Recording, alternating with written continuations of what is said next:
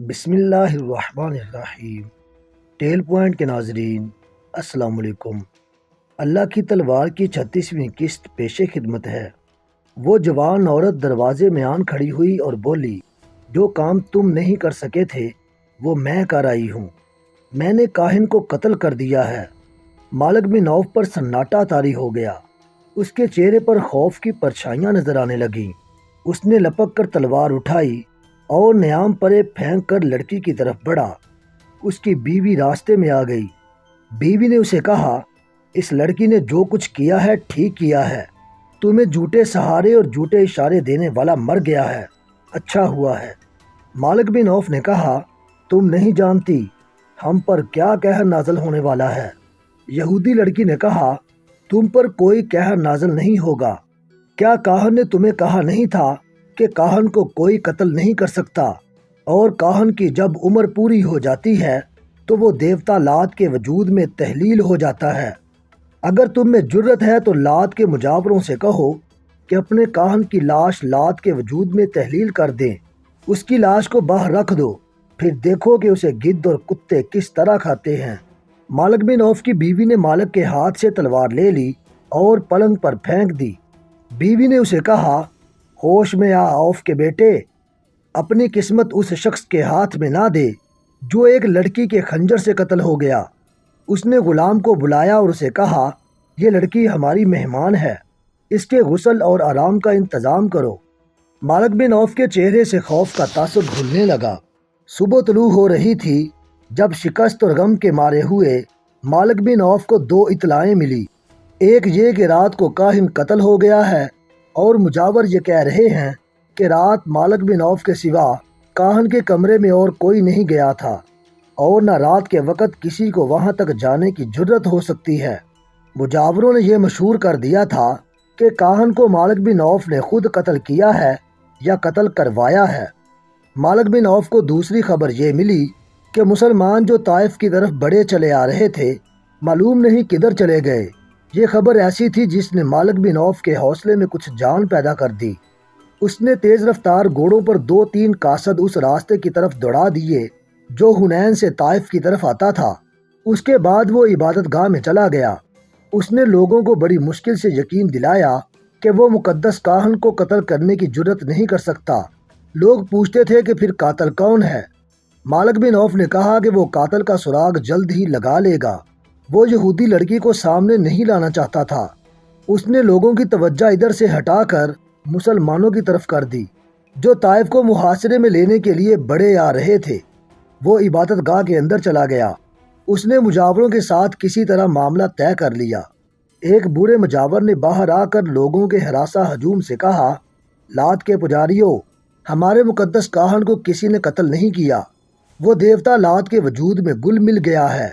دیوتا لات کے حکم سے اب میں کاہن ہوں۔ جاؤ اپنی بستی کو اس دشمن سے بچاؤ جو بڑا چلا آ رہا ہے۔ مالک بن عوف جب اپنے گھر پہنچا تو کچھ دیر بعد اس کے بھیجے ہوئے قاصد واپس آ گئے۔ انہوں نے اسے بتایا کہ اس راستے پر جو طائف کی طرف آتا ہے مسلمانوں کا نام و نشان بھی نہیں۔ مالک بن عوف نے اپنے آپ کو دھوکے میں نہ رکھا۔ اس نے اپنے قبیلے کے سرداروں سے کہا کہ محمد اپنے دشمن کو بخشنے والا نہیں، وہ کسی نہ کسی طرف سے جوابی وار ضرور کرے گا۔ اس نے اعلان کیا کہ شہر کے دفاعی انتظامات میں کوئی کمی نہ رہنے دی جائے۔ قاصدوں نے مالک بن عوف کو بالکل صحیح اطلاع دی تھی کہ طائف کے راستے پر مسلمانوں کا نام و نشان نظر نہیں آتا، لیکن مسلمان سیلاب کی طرح طائف کی طرف بڑے چلے آ رہے تھے۔ انہوں نے رسول اکرم صلی اللہ علیہ وآلہ وسلم کے حکم سے راستہ بدل لیا تھا۔ بدلا ہوا راستہ بہت لمبا تھا، لیکن رسول کریم صلی اللہ علیہ وآلہ وسلم نے اتنا لمبا راستہ اختیار کرنے کا فیصلہ اس لیے کیا تھا کہ چھوٹا راستہ پہاڑیوں اور چٹانوں میں سے گزرتا تھا، کھڈ نالے بھی تھے۔ رسول کریم صلی اللہ علیہ وآلہ وسلم نے اپنے سالاروں سے کہا تھا کہ حنین کے پہلے تجربے کو نہ بھولو۔ مالک بن عوف بڑا کایاں جنگجو ہے۔ آپ نے فرمایا کہ طائف تک کا تمام علاقہ گھات کے لیے موزوں ہے۔ مالک بن عوف ویسی ہی گھات لگا سکتا ہے جیسی گھات میں اس نے خالد بن ولید کو تیروں سے چھلنی کر دیا تھا۔ رسول اکرم نے جو راستہ طائف تک پہنچنے کے لیے اختیار کیا تھا وہ وادی الملیح میں سے گزرتا تھا اور وادی القرن میں داخل ہو جاتا تھا۔ آپ اپنے لشکر کو وادی القرن میں سے گزارنے کی بجائے طائف کے شمال مغرب میں 7 میل دور نکل گئے اور نخب اور ساویرہ کے علاقے میں داخل ہو گئے۔ یہ علاقہ نشیب و فراز کا تھا اور اس میں پہاڑیاں اور چٹانیں نہ ہونے کے برابر تھیں۔ مجاہدین کا یہ لشکر 5 فروری 630 کے روز طائف کے گرد و نواح میں اس سمت سے پہنچا جو طائف والوں کے وہم و گمان میں بھی نہیں تھی۔ مجاہدین اسلام کا کوچ بڑا ہی تیز تھا۔ ہر اول میں بنو سلیم تھے جن کے کمانڈر خالد بن ولید تھے۔ توقعات کے عین مطابق طائف تک دشمن کہیں بھی نظر نہ آیا۔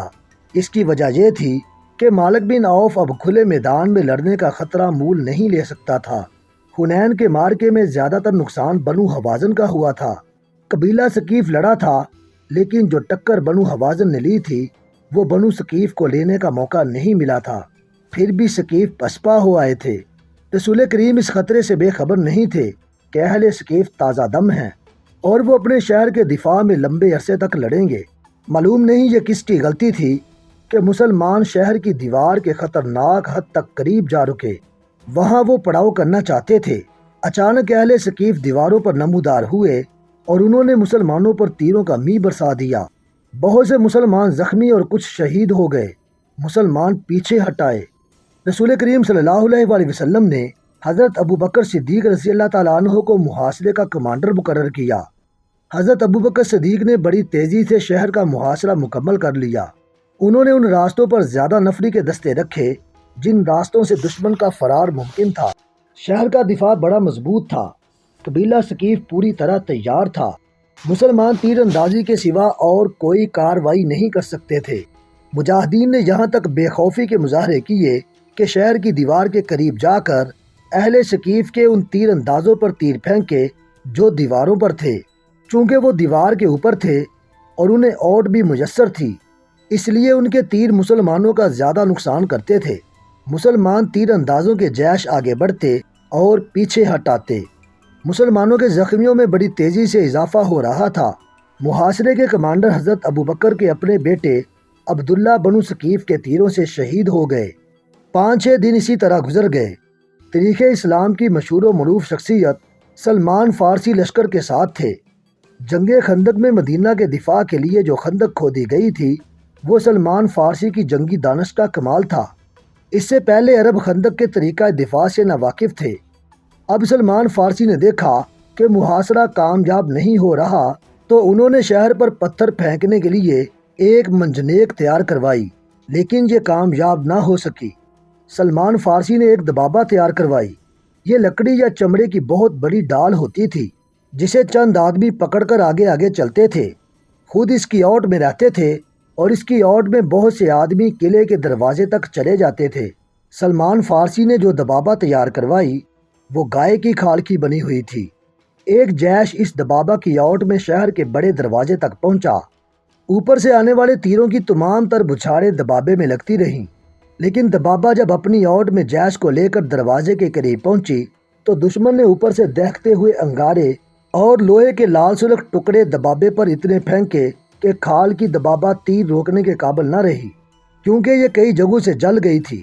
دبابہ چونکہ عربوں کے لیے ایک نئی چیز تھی جو پہلے ہی استعمال میں بیکار ہو گئی، اس لیے وہ اسے وہیں پھینک کر پیچھے کو دوڑے۔ اہل ثقیف نے ان پر تیر برسائے جن سے کئی ایک مجاہدین زخمی ہو گئے۔ 10 دن اور گزر گئے۔ محاصرے اور دفاع کی صورت یہی رہی کہ مسلمان تیر برساتے ہوئے آگے بڑھتے تھے اور تیر کھا کر پیچھے ہٹاتے تھے۔ بنو ثقیف پر اس کا یہ اثر ہوا کہ ان پر مسلمانوں کی بے جگری اور بے خوفی کی دہشت طاری ہو گئی۔ یہی وجہ تھی کہ انہوں نے کسی طرف سے باہر آ کر مسلمانوں پر حملہ کرنے کی کوشش نہ کی۔ آخر ایک روز رسول اکرم صلی اللہ علیہ وآلہ وسلم نے اپنے سالاروں کو اکٹھا کیا اور انہیں بتایا کہ محاصرے کی کامیابی کی کوئی صورت نظر نہیں آتی۔ آپ نے سالاروں سے مشورہ طلب کیا کہ کیا کیا جائے۔ حضرت ابوبکر اور حضرت عمر نے کہا کہ محاصرہ اٹھا لیا جائے اور مکہ کو کوچ کا حکم دیا جائے۔ خود رسول کریم محاصرہ اٹھانے کے حق میں تھے، جس کی وجہ یہ تھی کہ مکہ کے انتظامات آپ کی توجہ کے محتاج تھے۔ مکہ چند ہی دن پہلے فتح کیا گیا تھا۔ خطرہ تھا کہ طائف کا محاصرہ طول پکڑ گیا تو مکہ میں دشمن کو سر اٹھانے کا موقع مل جائے گا۔ 23 فروری 630 کے روز محاصرہ اٹھا لیا گیا۔ محاصرہ اٹھانے کا اثر اہل ثقیف پر کچھ اور ہونا چاہیے تھا، لیکن ان پر اس قسم کا خوف طاری ہو گیا کہ مسلمان جو اب جا رہے ہیں معلوم نہیں کس وقت لوٹ آئیں اور شہر پر جلغار کر کے شہر کی اینٹ سے اینٹ بجا دیں۔ خود مالک بن عوف کی سوچ میں انقلاب آ چکا تھا۔ کاہن کی جھوٹی پیش گوئی اور مارکہ حنین میں مسلمانوں کی ضربہ کاری نے اسے اپنے عقیدوں پر نظر ثانی کے لیے مجبور کر دیا تھا۔ مسلمان 26 فروری کے روز جورانہ کے مقام پر پہنچے، جہاں رسول کریم نے مال غنیمت اکٹھا کرنے کا حکم دیا تھا۔ اس مال غنیمت میں 6000 عورتیں اور بچے تھے اور ہزارہ اونٹ اور بکریاں بھی تھیں۔ فوجی ساز و سامان کا انبار تھا۔ رسول کریم نے دشمن کی عورتوں، بچوں اور جانوروں کو اپنے لشکر میں تقسیم کر دیا۔ مجاہدین کا لشکر ابھی جورانہ سے چلا نہ تھا کہ قبیلہ حوازن کے چند ایک سردار رسول کریم کے حضور پہنچے اور یہ اعلان کیا کہ حوازن کے تمام تر قبیلے نے اسلام قبول کر لیا ہے۔ اس کے ساتھ ہی ان سرداروں نے رسول کریم سے درخواست کی کہ ان کا مال غنیمت انہیں واپس دے دیا جائے۔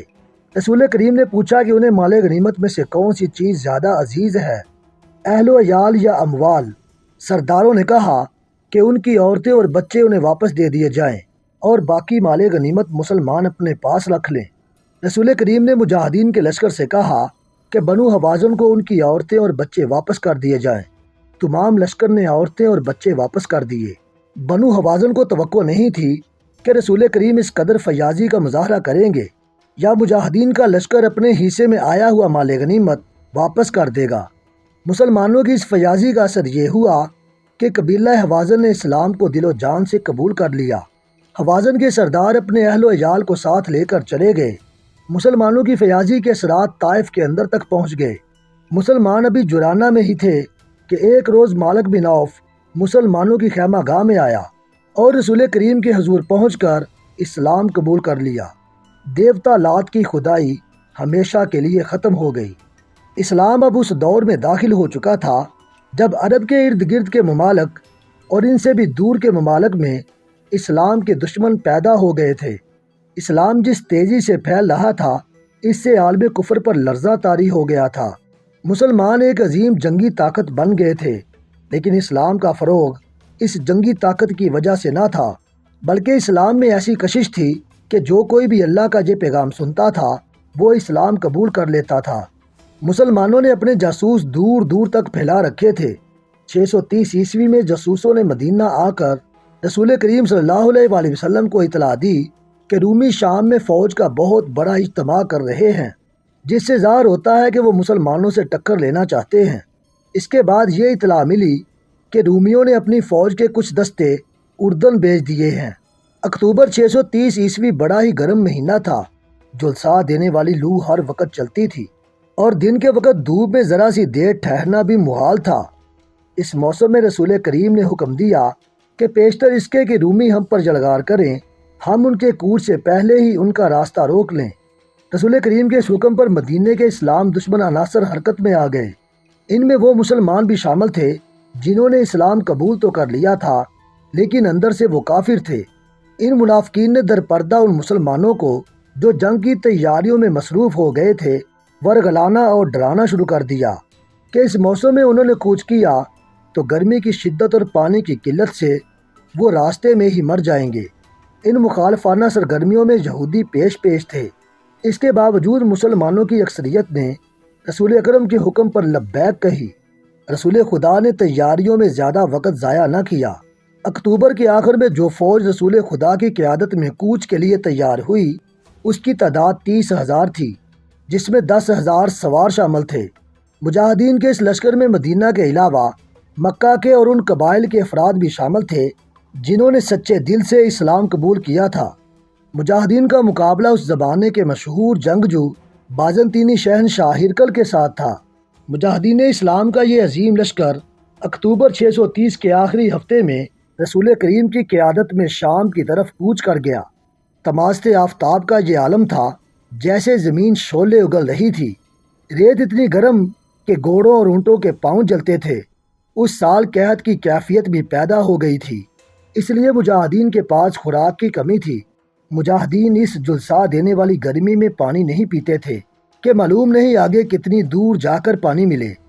تھوڑی دور جا کر مجاہدین کے ہونٹ خشک ہو گئے اور ان کے حلق میں کانٹے سے چبھنے لگے، لیکن ان کی زبان پر اللہ کا نام تھا اور وہ ایسے عزم سے سرشار تھے جس کا اجر خدا کے سوا اور کوئی نہیں دے سکتا تھا۔